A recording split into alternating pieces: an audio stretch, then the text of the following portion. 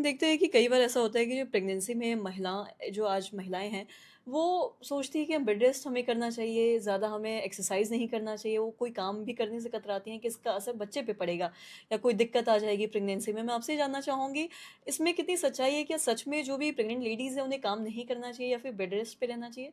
इस बारे में थोड़ा विस्तार से बताएँ।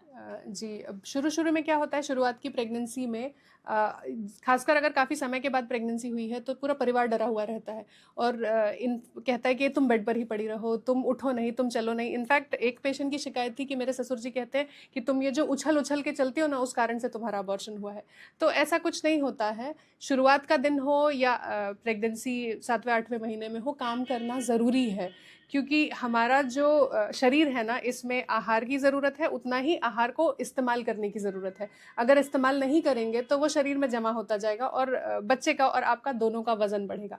और एक्टिव रहने से थोड़ा आपका मूड अच्छा रहता है, पेशेंट्स का मूड अच्छा रहेगा तो बच्चे का भी ग्रोथ अच्छा होता रहेगा। जॉब अगर आप कर रहे हैं, बहुत हैज़र्डस जॉब नहीं है, जैसे कि बहुत ज़्यादा माइन में कोई काम कर रहे हैं, तो ऐसे तो महिलाएँ बहुत कम होंगी जो माइन में काम करती हैं और उन्हें प्रेगनेंसी में भी करना पड़े। उसके अलावा जो काम होते हैं, सरकारी नौकरी हो या प्राइवेट नौकरी हो, इनफैक्ट डॉक्टर्स तो बहुत सारे होते हैं। जो हमारा ओबीजीवाई का डिपार्टमेंट होता है, बहुत सारी महिलाएँ होती हैं। हर दिन कोई ना कोई तो प्रेग्नेंट होता ही है हर समय। तो वो औरतें काम करती हैं और वर्क प्लेस पे भी एडजस्टमेंट हो जाते हैं कि आपको बहुत ज़्यादा स्ट्रेनस एक्टिविटी नहीं दी जाएगी।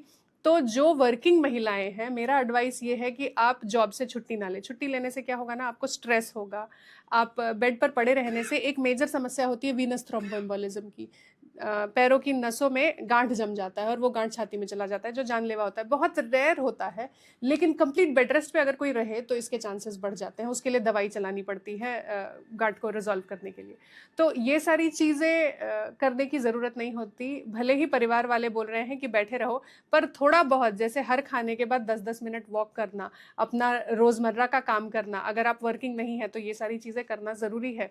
15-15 मिनट उसके अलावा एक ब्रिस्क वॉक करना ज़रूरी है। जो जिमिंग करती हैं या जो एक्सरसाइज़ करती हैं, एथलेटिक औरतें हैं, प्रेगनेंसी में वो ये सारी चीज़ें कंटिन्यू कर सकती थी।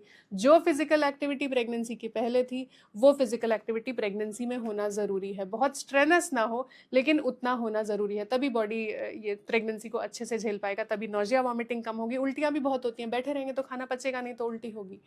तो वो बढ़ जाता है अगर रेस्ट करते हैं। प्लस जॉब छोड़ने के बाद स्ट्रेस होता है, तो जॉब तो नहीं छोड़ना है। अगर जॉब नहीं करते हैं, तो पहले से थोड़ा ज़्यादा एक्टिविटी करनी है। जी।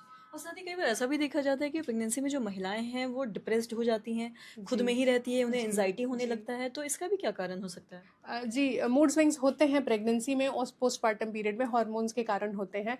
तो ये परिवार को भी समझना पड़ेगा और महिला को भी समझना पड़ेगा।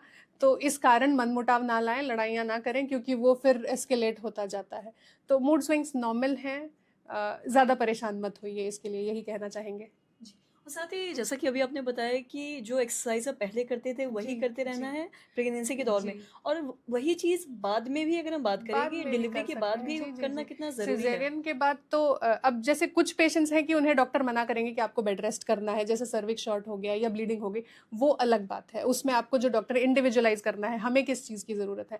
आम तौर पर रेस्ट की ज़रूरत नहीं होती, ना प्रेगनेंसी के समय, ना डिलीवरी के बाद। तो डिलीवरी के बाद, नॉर्मल डिलीवरी के बाद तो ख़ैर कोई रेस्ट्रिक्शन नहीं होता। सिज़ेरियन के बाद भी ना 10 दिन में टाका वगैरह का सब कुछ सेटल हो जाता है। उसके बाद आर्म एक्सरसाइज़ेज़ कर सकते हैं और 6 हफ्ते के बाद स्ट्रेनर्स, एथलेटिक एक्सरसाइज़ेज़, जिमिंग वगैरह सब कर सकते हैं।